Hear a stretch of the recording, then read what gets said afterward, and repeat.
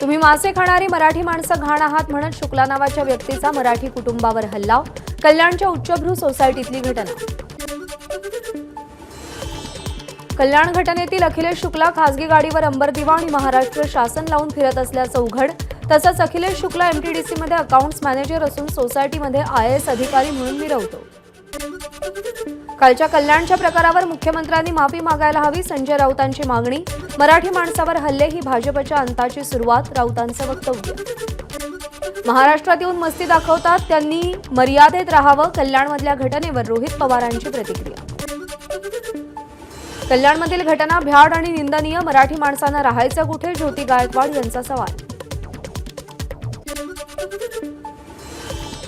मराठी माणसांना मारहाण करणाऱ्या शुक्लावर कायदेशीर कारवाई करा, अन्यथा रस्त्यावर उतरू, मनसेचा इशारा।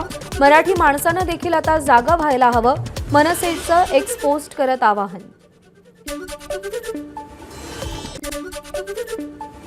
या प्रकरणी कल्याण खडकपाडा पोलिसांकडून गुन्हा दाखल, योग्य कारवाई केली जाणार अशी वरिष्ठ पोलीस निरीक्षक अंबरनाथ वाघमोडे यांची माहिती। नागपूरमध्ये विधान भवन परिसरात काँग्रेसचं आंदोलन, अमित शहांकडून बाबासाहेबांचा अपमान आणि मुंबईतील काँग्रेस कार्यालयाच्या तोडफोडीचा निषेध। दिल्लीमध्ये विजय चौक ते संसद भवन काँग्रेसचं आंदोलन, आंदोलनात खरगे, प्रियंका गांधी सहभागी, अमित शहांविरोधात जोरदार घोषणाबाजी। नौटंकी करण्यात खासदार सारंगी पटाईत, हल्ल्याची नाटकं सुरू आहेत, संजय राऊतांचा खासदार सारंगींच्या आरोपांवर पलटवार।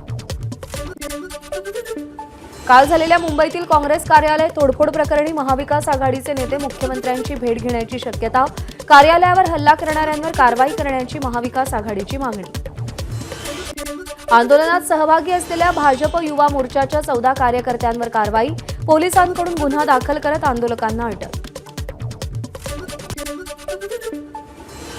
परभणी बीड प्रकरणामध्ये एसआयटी स्थापन करा, सुरेश धस यांची मागणी। तसंच बीड हत्या प्रकरणी आमदार धस यांचं मुख्यमंत्र्यांना पत्र। पीक विमा घोटाळ्यात कृषी मंत्री शासकीय अधिकाऱ्यांचा हात, पीक विमा योजनेचा तत्कालीन कृषी मंत्र्यांनी गैरफायदा घेतला, सुरेश धस यांचा आरोप।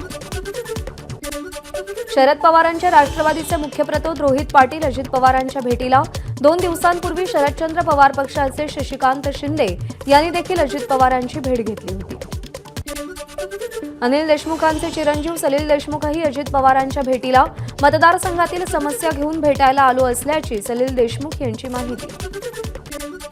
राष्ट्रवादी काँग्रेसचे नाराज नेते छगन भुजबळ आज मुंबईला रवाना होणार, मंत्रिमंडळात स्थान न मिळाल्यानं भुजबळ नाराज, भुजबळ प्रमुख पदाधिकारी आणि समर्थकांसोबत चर्चा करणार। छगन भुजबळांना मंत्रिपद न देण्याचा अजित पवारांचा निर्णय योग्यच, शिवसेनेच्या सुहास कांदेंचं वक्तव्य। भुजबळांनी नाशिक जिल्ह्यात विरोधात काम केलं होतं, त्याचे पुरावे आपणच पक्षाला दिले, कांदेंची प्रतिक्रिया। एबीपी माझा, उघडा डोळे बघा नीट।